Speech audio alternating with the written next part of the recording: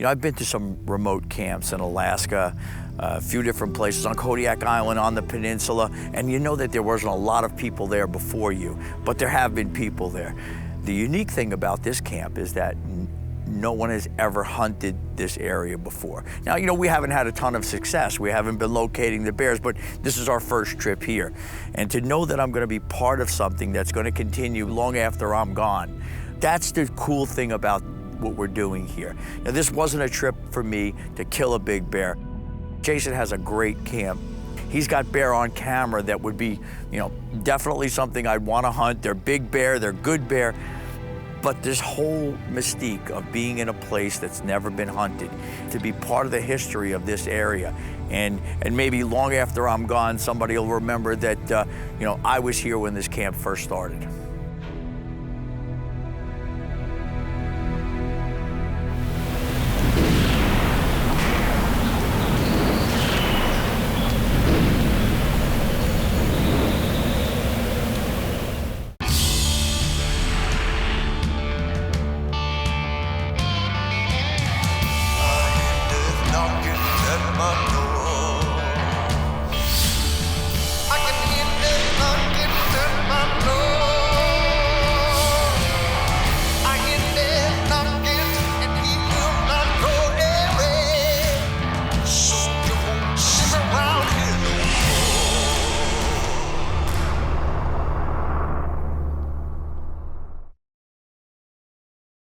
Live the Wildlife has given me the opportunity to travel all over the world and to hunt some of the most beautiful places. But what I enjoy the most, what gets me out of bed in the morning, is going to places that I know nobody has ever hunted. This trip is one of those trips that I will remember for the rest of my life, because I'm going to be one of the first people that has ever hunted black bear in this remote part of Saskatchewan. These remote trips take a ton of planning. Just getting to camp, especially when it's this far out, is an adventure. We left out of Newark, New Jersey, and headed to Saskatoon, Saskatchewan to meet up with new friends, Dwayne and Tracy Boynton.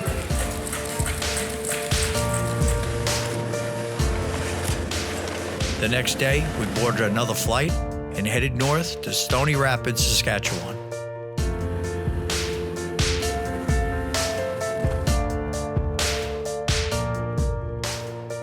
Once we got to Stoney Rapids, we met up with Jason Peterson and Chad Johnson, took the trucks and headed to the boat, and made our way to the Cree River camp.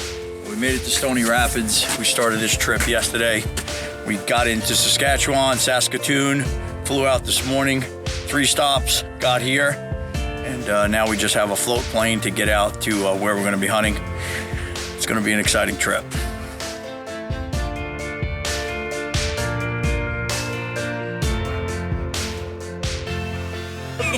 Take a look at the river running there, man. Mosquitoes are out. Yeah. Just left the trucks on the boats, heading towards our base camp. It's pretty rough today. Got a low cloud ceiling, so we're not going to fly any equipment in today, but tomorrow we'll start into some uncharted territory. Never been bear hunted before. You know, that was the big thing for me, was being in a place that's never been hunted before. So this is the start. Forward to some crazy times.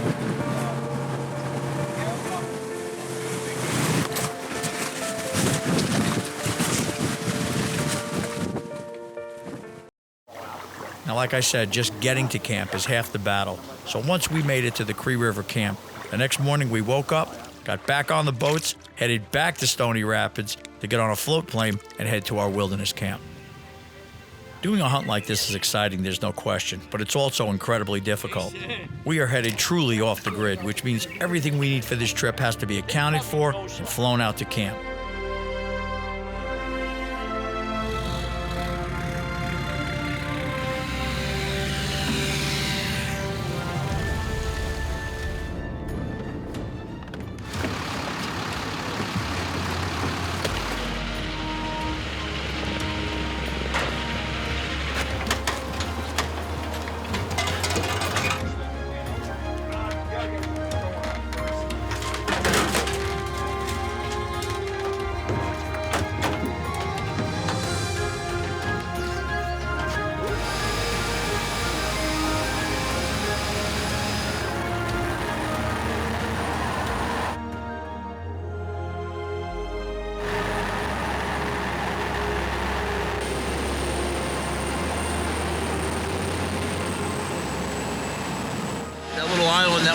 circling is where we're going to be staying. So it's never been hunted before.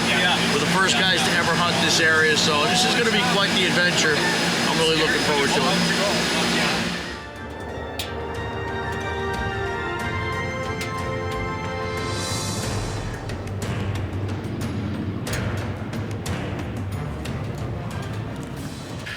We just got off the plane. We haven't even started unloading. You just look at the bear trails through here and look at the size of these tracks. And I've been hunting bear for a little while, and Jason's been hunting for a lot longer, but these are some giant bear. And that's why we decided to do this tent camp out here, and these bear have never been hunted. This is gonna be an interesting week. Yeah, really good. They really were up at, where was I last year? Up at, yeah. Slider slide down a bit. Now ready? Twist. Not a problem.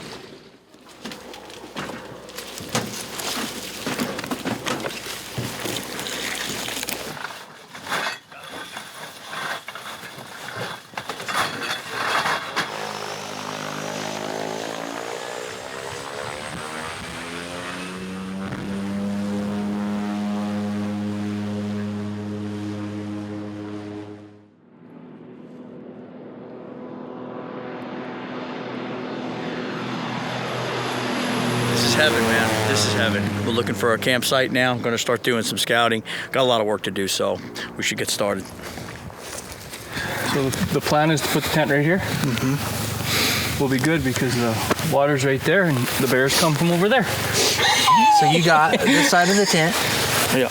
And you got this side of the tent. I got a small tent to stay outside with just to protect everybody. I got a tarp for you.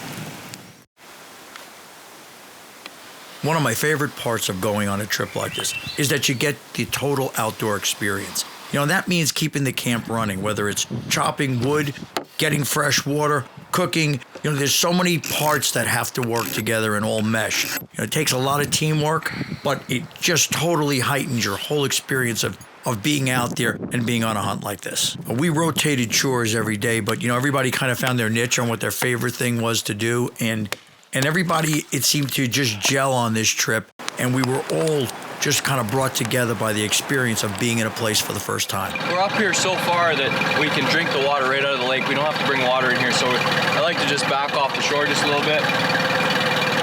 This lake gets probably just about 200 feet deep, so just get a couple hundred feet offshore so you don't get all the floating debris, and we'll fill the water jug.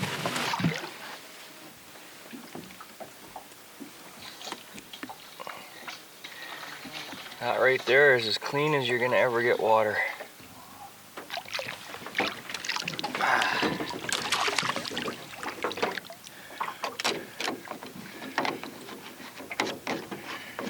All right, fresh water.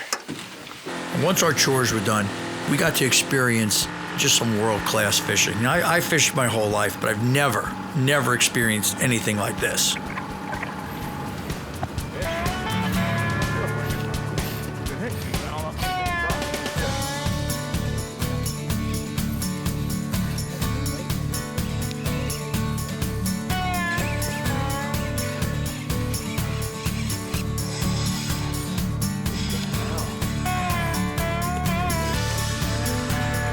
That's a big one. Nice fish, buddy. Just don't let it touch the side of the boat.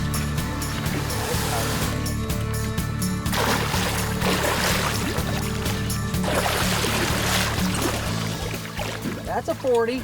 The biggest northern pike I've ever caught previous to this trip was 32 inches in Manitoba, and I was pretty proud of that trip.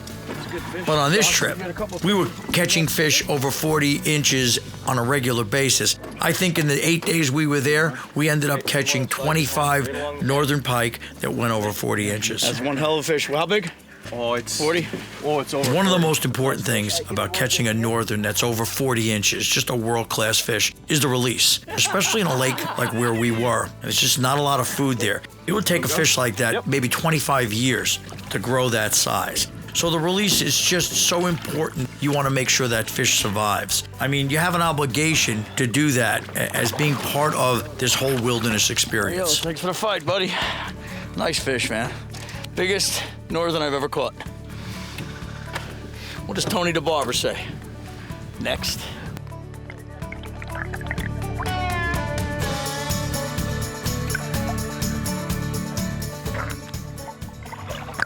We come down to the far end of the lake.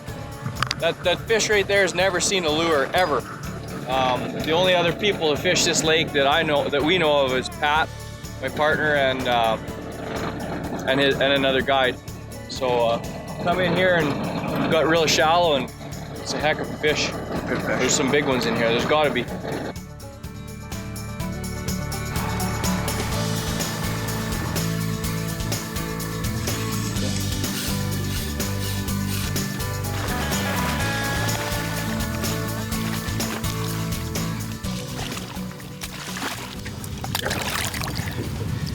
Nice fish. Nice fish. Nice laker. There's dinner, baby. Nice fish. Awesome. Good work, boys. Dinner. Sorry, guy, you ain't going back. No. Nice fish.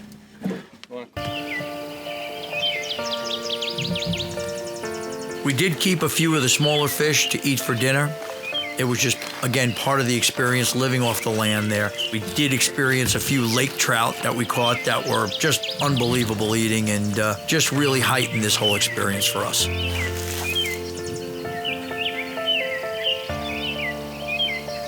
We are ready to rock and roll.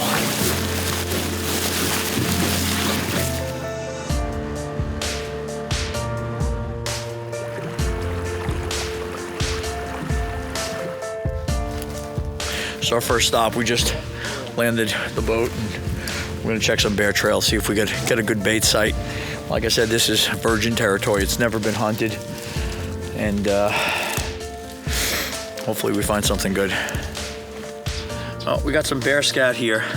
It's not fresh, but I don't think there's a lot of food here. We found a lot of moose track, game trails, bear following the same thing. This is a kind of a tucked away little body of water, a little pond back here. Got great visibility all the way around. This might be a good place to set our first bait. Set a camera up, see if we get a bear coming in, but they're definitely here. The thing is, you're not gonna find a lot of numbers of bear. There's not gonna be a lot of bear here, but the bear that are here are gonna be the kind of bear we're looking for. Old bear, got some years on them, and probably, you know, big bear. So I think we might set up a bait off this somewhere. Just like I said, there's great visibility and there's not a lot of food, so if they start smelling the oats and the oil, they might come in. We found some heavily used travel corridors and some really good areas for bait sites. So we set up our oats and oil, set up our cameras, backed out, and hoped for the best.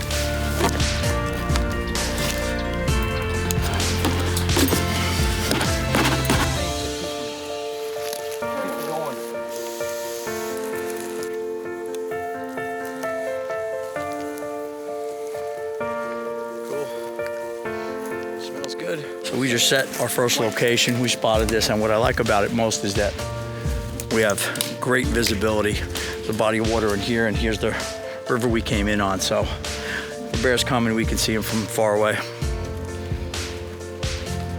Well, after a few days of checking cameras and not seeing any bears, we realized we might have to make some changes.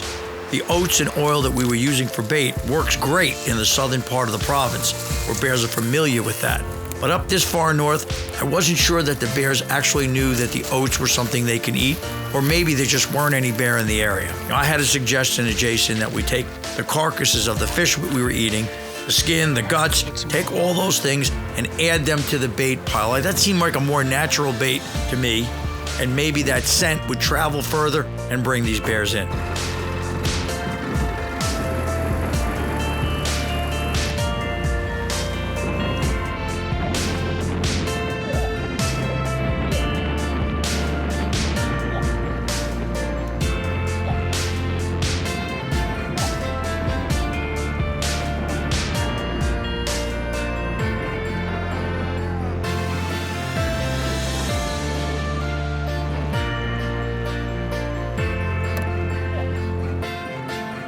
Seen a moose. Might be coming up moose season, my friend. That's cool. One of the things we encountered on this trip were some high winds. We're traveling by boat. We have 4 men in a 14-foot aluminum boat. You know, and I can't stress enough that when you're on a trip like this and you're in a remote situation, you really want to minimize your risk. So there was a day or two where we could not get out of camp. Well, you know what, man? Weather blew in a bit. We got some wind. We're soaked. I don't know if there's going to be much checking the baits tonight or going out, but hopefully it dies down and we get to it tomorrow. We put 5 spots in, good spots. Seems like lots of bear sign around. The boys caught some fish. Just sitting around the fire. It doesn't really ever get dark here, but you gotta love these really, really remote places that, you know, we found a board that said, someone had wrote on today that said they were here in 1984. Probably one of the last people that have been to this lake, so pretty cool. See what the next few days brings.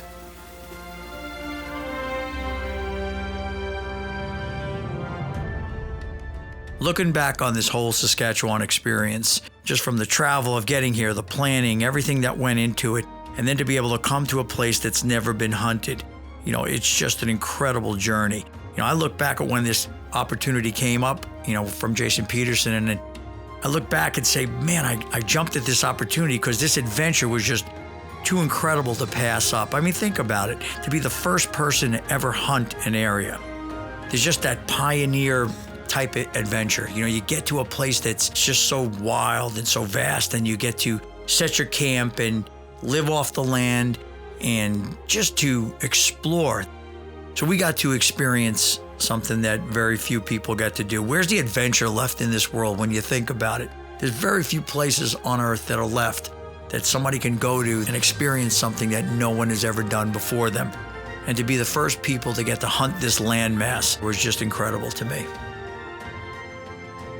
And when you think about how vast and wild this terrain is, and the incredible monarchs that must live here who have adapted themselves to survive in this tough and unforgiving environment, you know, it's pretty baffling to me to know that animals like that exist here.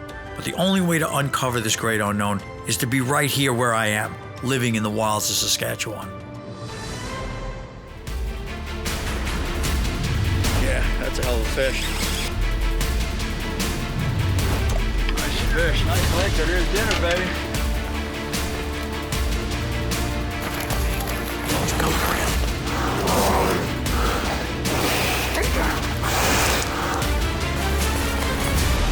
This was just an unbelievable adventure.